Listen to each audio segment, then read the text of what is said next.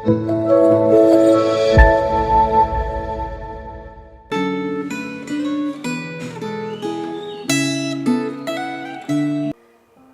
salam sejahtera jemaat yang terkasih di dalam Kristus.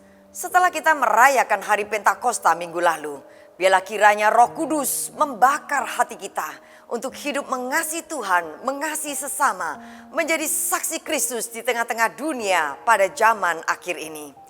Sebelum kita melanjutkan perenungan refleksi Gema, terlebih dulu kita berdoa. Penuhi hati kami dengan kebenaran sabda-Mu ya Tuhan. Mohon kiranya Allah Roh Kudus menerangi hati dan pikiran kami untuk bisa memahami dan menaati setiap kebenaran firman-Mu. Di dalam nama Kristus kami berdoa. Amin.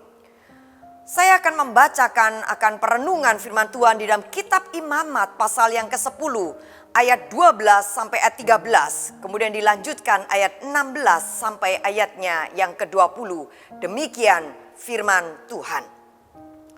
Kemudian berkatalah Musa kepada Harun dan kepada Eliezer dan Itamar, anak-anak Harun yang tinggal itu, ambillah korban sajian yang tinggal dari segala korban api-apian Tuhan, dan makanlah itu sebagai roti yang tidak beragi di samping mezbah, karena itulah bagian maha kudus. Haruslah kamu memakannya di suatu tempat yang kudus, karena itulah ketetapan bagimu dan anak-anakmu dari segala korban api-apian Tuhan. Sebab demikianlah diperintahkan kepadaku. Ayat 16. Kemudian Musa mencari dengan teliti kambing jantan korban penghapus dosa itu. Tetapi ternyata kambing itu sudah habis dibakar. Sebab itu dimarahinyalah Eliezer dan Itamar, anak-anak Harun yang tinggal itu, katanya, mengapa kamu tidak makan korban penghapus dosa itu di tempat yang kudus? Bukankah itu sesuatu bagian maha kudus dan Tuhan memberikannya kepadamu supaya kamu mengangkut kesalahan umat itu dan mengadakan pendamaian bagi mereka di hadapan Tuhan. Lihat, darahnya itu dibawa masuk ke dalam tempat kudus. Bukankah seharusnya kamu memakannya di tempat kudus seperti yang telah kuperintahkan?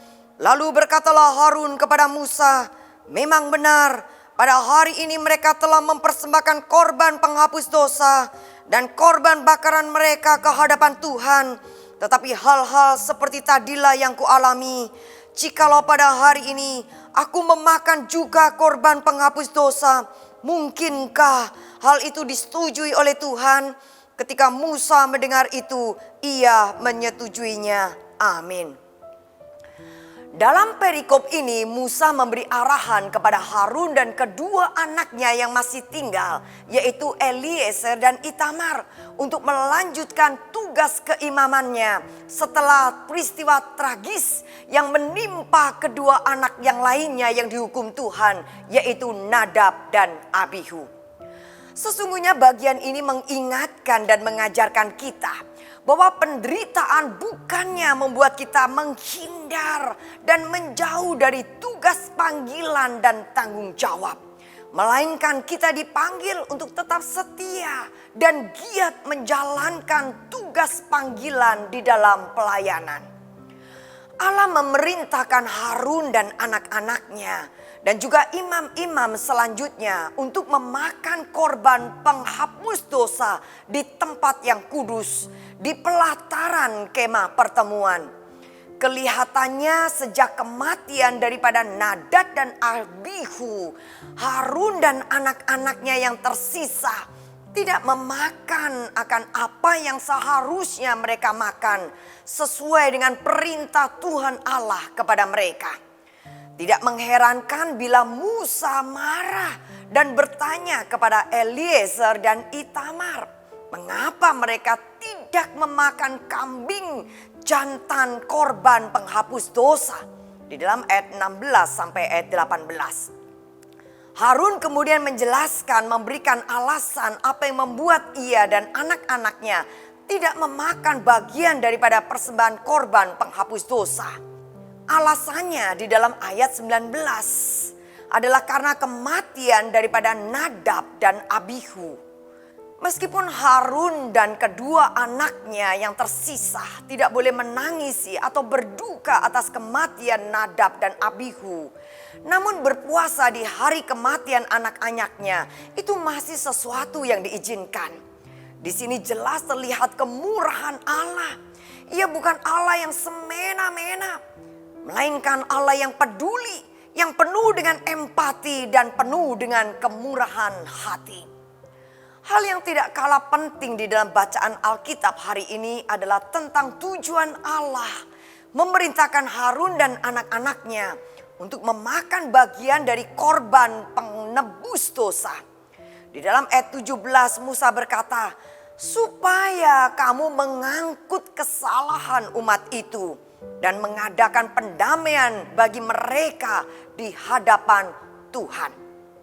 Saudara, apa maksud dan pengertian dari ayat 17 ini? Ayat ini berarti bahwa iman yang melayani umat yang mempersembahkan korban penghapus dosa harus bisa ikut merasakan dosa itu. Ia harus menyatu dengan umat yang berdosa saat membakar korban dan memakan bagian dari korban itu. Membakar korban terasa mudah. Namun memakan korban penghapus dosa dan turut mengambil bagian bersama dengan umat yang berdosa tidaklah mudah tanpa kerendah hatian. Seorang iman harus menyadari bahwa ia tidak lebih baik dari umat yang datang memohon pengampunan. Yesus Kristus, imam besar kita, rela menyamakan dirinya dengan manusia yang hina, manusia yang berdosa, melalui kelahirannya, melalui kehidupannya, dan melalui kematiannya. Yesus Kristus datang untuk mencari orang berdosa. Yesus bergaul dengan orang berdosa. Ia mengangkut dosa-dosa manusia melalui kematiannya di atas Golgota. Saudara, Yesus Kristus adalah teladan kita sebagai pelayan yang dipercaya oleh Allah. Oleh sebab itu, sebagai orang-orang percaya, sebagai para pemimpin rohani, kita tidak boleh menganggap diri jauh lebih baik dari orang lain. Mari kita mengikuti teladan agung, jejak daripada Tuhan kita Yesus Kristus, yang hidup penuh dengan belas kasihan, empati dan cinta kasih. Yesus tidak semena-mena. Saudara, Allah menghendaki kita agar membawa orang-orang berdosa ke dalam pertobatan melalui kasih, bukan melalui penghakiman dan kesemena-menaan. Pertanyaannya, apakah saudara memiliki hati yang penuh belas kasihan terhadap orang lain? Biarlah kiranya ada banyak orang boleh mengalami Tuhan dan hidup dalam pertobatan melalui kehidupan dan melalui pelayanan setiap kita. Mari kita berdoa. Biarlah kiranya melalui perenungan ini ya Tuhan, mendorong kami untuk senantiasa hidup mengikuti jejak agung teladan daripada Tuhan Yesus Kristus, yang hidup penuh dengan cinta kasih dan peduli kepada sesama. Pakailah setiap kami ya Tuhan menjadi alat kemuliaan-Mu, membawa manusia yang berdosa, membawa orang-orang yang sedang kehilangan arah, orang-orang yang bergumul dengan arah dan tujuan hidup mereka untuk kembali kepada Tuhan. Teguhkanlah, topanglah, dan pakailah kami dengan kuat kuasa-Mu. Di dalam nama Kristus kami berdoa. Amin. Selamat menapai hari demi hari dengan kehidupan yang penuh cinta kasih, empati, dan kemurahan hati. Seperti Tuhan kita, Yesus Kristus. Tuhan memberkati.